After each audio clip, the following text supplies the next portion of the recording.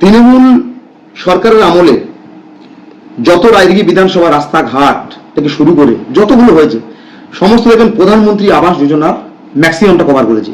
Raidighi two গোলের বাজার প্রধানমন্ত্রী সড়ক যোজনা ছিল। রায়দিঘির কনকনদিঘি থেকে দমকল খেয়াঘাট প্রধানমন্ত্রী গ্রাম সড়ক যোজনা। কোম্পানির ঠেক থেকে আড়াশতলা প্রধানমন্ত্রী গ্রাম সড়ক যোজনা। চাপলা থেকে আপনার রায়দিঘি স্টেডিয়াম প্রধানমন্ত্রী গ্রাম সড়ক যোজনা। যত রাস্তা আছে, যত কানেক্টেড রাস্তা আছে, সমস্ত রাস্তা কিন্তু প্রধানমন্ত্রী গ্রাম সড়ক যোজনার অধীনস্থ রাস্তাগুলো হয়েছে। এটা থেকে প্রমাণ হয় পশ্চিমবঙ্গ সরকার আজকের যেটা state fund Raidighi to Bishnupur road, এই রোডটাকে ভালোভাবে মেরামত করতে পারে না। তো এখানকার সরকার বড় বড় কি কথা বলে, এখানকার সরকার যখন কেন্দ্রীয় সরকার পঞ্চায়েতে টাকা পাঠায়, পঞ্চায়েত সমিতিতে টাকা পাঠায়, ডিএমকে টাকা পাঠায়, সেই টাকাটা লুটপাট করে খাওয়ার চেষ্টা করে তার পঞ্চায়েতের কর্মীরা, তার পঞ্চায়েত সমিতি, গ্রাম পঞ্চায়েতের যারা মেম্বার, তারা সেটা লুটপাট করে খাওয়ার চেষ্টা করে। এরকম একটা পরিস্থিতিতে পশ্চিমবঙ্গ শেষ হয়ে গেছে। তৃণমূল সরকারের একজন ব্যক্তির নাম বলুন যার বাড়িতে রেশন যায় না, রেশনের ব্যবস্থা যায় না। তৃণমূল সরকারের একজন নেতার নাম বলুন যে করোনার ভ্যাকসিন নেয়নি। তৃণমূল সরকারের একজন নেতার নাম বলুন যে প্রধানমন্ত্রী গ্রাম সড়ক যোজনার উপর দিয়ে যাতায়াত করে না। তো যারা ভারতবাসী, যারা পশ্চিমবঙ্গবাসী, প্রত্যেকটা মানুষ, কেউ 30%, কেউ 40%, কেউ 50%, প্রত্যেকটা মানুষ কেন্দ্রীয় সরকারের প্রকল্পের আওতায় আছে। তো যিনি বলছেন বা যারা বলছেন সম্পূর্ণ জিনিসটা মিথ্যে। কেন্দ্রীয় সরকার ব্যতীত কোনো জিনিস হতে পারে না। আমি যদি বাড়ির গার্জেন হই, আমার বাড়ি যদি 5 জন খাওয়ার লোক থাকে, কেউ কম খাবে, কেউ বেশি খাবে, কেউ নিরামিষ খাবে, কেউ আমিষ খাবে, এটা হতে পারে, কিন্তু খাবে না এরকম জিনিস হবে না। এটাই বাস্তব আছে। কেউ রাজনীতি করার স্বার্থে মিথ্যাচার করা, কোনো কিছু বলা সেটা ব্যক্তিগত ব্যাপার। কেন্দ্রীয় সরকার আপনাদের এখানে উপস্থিত হয়েছে, আপনার কেউ কেন্দ্রীয় সরকারের আওতা নেই, আপনার করোনা ভ্যাকসিন নেননি, আমার বাড়িতে রেশনের চাল যায় না, আপনার বাড়িতে উজ্জ্বলার জন্য গ্যাস নেই, আপনি প্রধানমন্ত্রী সড়ক যোজনার উপর দিয়ে আপনি হাঁটেন না, যারা করছে অভিযোগ সম্পূর্ণ মিথ্যে। পশ্চিমবঙ্গ ডিজিপিকে জিজ্ঞেস করবেন, সরকারের প্রশাসনিক শীর্ষে আছেন, মুখ্যমন্ত্রী পদে যিনি আছেন, নারী নির্যাতনের পশ্চিমবঙ্গে কতগুলো কেস রেজিস্টার আছে। সেখানে যদি দেখা যায় ভারতবর্ষের মধ্যে সব থেকে বেশি নারী নির্যাতনের কেস পশ্চিমবঙ্গে আছে। কোনোটা বিচারাধীন, কোনোটা বিচার হয়ে গেছে, কোনোটা এফআইআর হয়ে সেটাও চলছে। তো যদি আপনি তথ্য দেখেন, পুলিশ স্টেশনে যত এফআইআর লঞ্চ হয়েছে তাতে দেখা যায় যে পশ্চিমবঙ্গে সব থেকে বেশি নারীরা নির্যাতন হয়েছে। অনেক কেস এরকম আছে যেটা সামনে আসেনি, যে সন্দেশখালীর বহু ঘটনা সামনে আসেনি। একটা ঘটনা থেকে তাতে সারা দেশ আজকে চমকে গেছে, কিন্তু সন্দেশখালীর মতো বিভিন্ন জায়গায় এরকম বহু কেস গোপন হয়ে আছে। আমারই বিধানসভায় আছে, আমি নাম বলছি না, সেখানে হিন্দু নারীরা ধর্ষিত হচ্ছে। বাস্তব আজকের পশ্চিমবঙ্গের 8,000 স্কুল বন্ধ হয়ে গেছে, 8,500 স্কুল বন্ধ হয়ে গেছে। আজকের পশ্চিমবঙ্গের যে শিল্প, প্রায় 56,000 কোম্পানি পশ্চিমবঙ্গ ছেড়ে অন্য রাজ্যে চলে গেছে।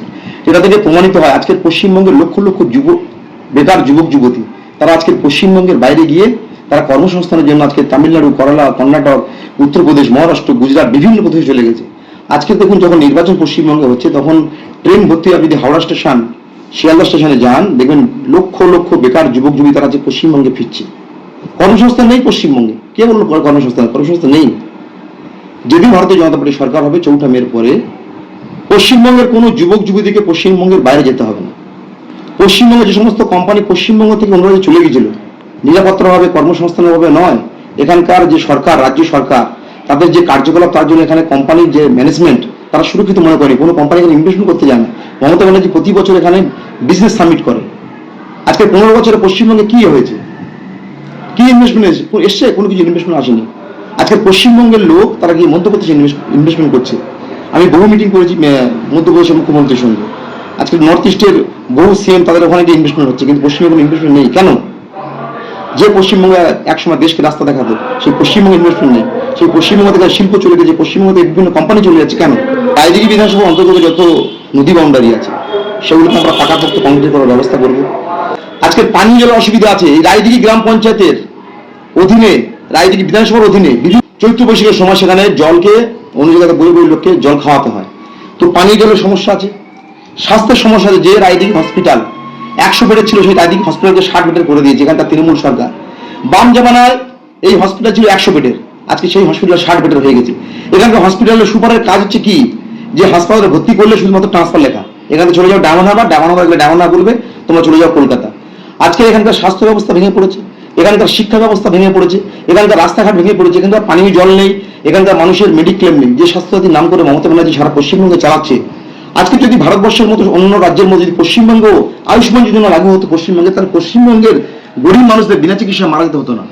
আজকে পশ্চিমবঙ্গের বহু গরিব মানুষ যারা বিনা চিকিৎসায় মারা যাচ্ছে, সেক্ষেত্রে রায়দিঘিও তার মধ্যে, রায়দিঘি বিধানসভা তার মধ্যে পড়ে। বারবার রায়দিঘি সহ বিভিন্ন বিধানসভা এলাকায় হিন্দু দেবদেবীর উপর বারবার কিন্তু হানা আসছে। আপনারা জানেন দিঘির পাড় বকুলতলা তালবেতাল সংঘ, সেখানে মা কালীর মন্দিরের ভিতরে তারা বোম মেরে দিয়ে চলে গেছে। আপনারা দেখেছেন মন্দিরবাজার বিধানসভায় মা জগদ্ধাত্রীর মূর্তিকে ভাঙা হয়েছে।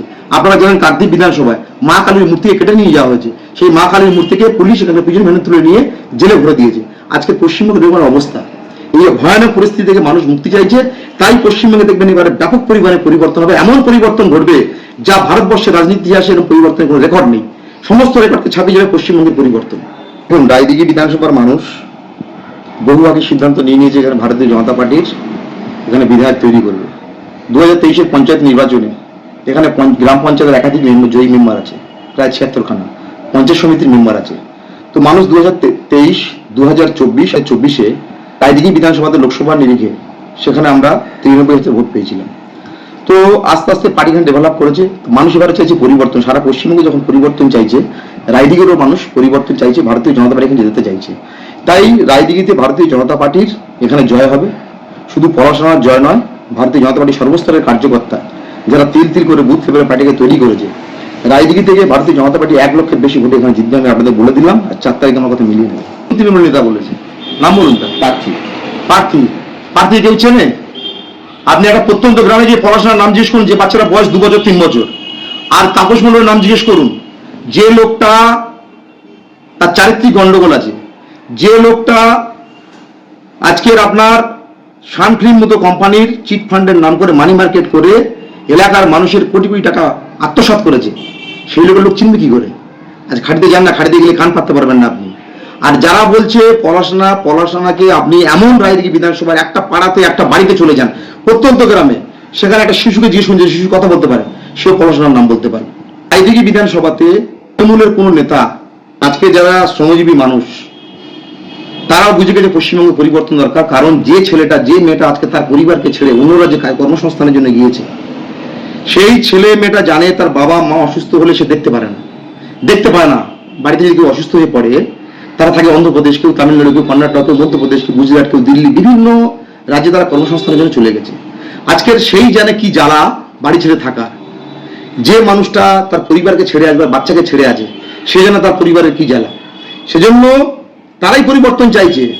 ভারতীয় জনতা পার্টি পরিবর্তনের একটা সহকারী রাজনৈতিক দল, কিন্তু এখানকার পশ্চিমবঙ্গের মানুষ মুক্তি চাইছে, পশ্চিমবঙ্গের মানুষ পরিবর্তন চাইছে, রায়দিঘির মানুষ পরিবর্তন চাইছে। তাই এবার পরিবর্তন হবে, এবং আমি রায়দিঘিবাসীকে উন্নয়নের বার্তা দেবো, নিরাপত্তার বার্তা দেবো। আগামী দিন ভারতীয় জনতা পার্টির সরকার হবে। এখানকার স্বাস্থ্য ব্যবস্থা, শিক্ষা ব্যবস্থা, এখানকার নারীদের নিরাপত্তা, সমস্ত মানুষের হাতে কাজ। রায়দিঘির কোনো মানুষকে রায়দিঘির বাইরে যেতে হবে না কর্মসংস্থানের জন্য, সেই ব্যবস্থা করবো আমি কলসন নামে আপনাকে বলে দিচ্ছি। একটা সুন্দর যেমন পশ্চিমবঙ্গ তৈরি হবে মোদীজির নেতৃত্বে, তেমন রায়দিঘি বিধানসভা একটা সুন্দর রায়দিঘি বিধানসভা তৈরি হবে, যে বিধানসভার বাইরে এই বিধানসভার অধীনস্থ কোনো লোককে অন্য কোনো বিধানসভা, অন্য কোনো জেলায়, অন্য কোনো রাজ্যে গিয়ে কাজের জন্য যেতে হবে না। এরকম একটা সুন্দর রায়দিঘি বিধানসভা আমরা গড়ে তুলব।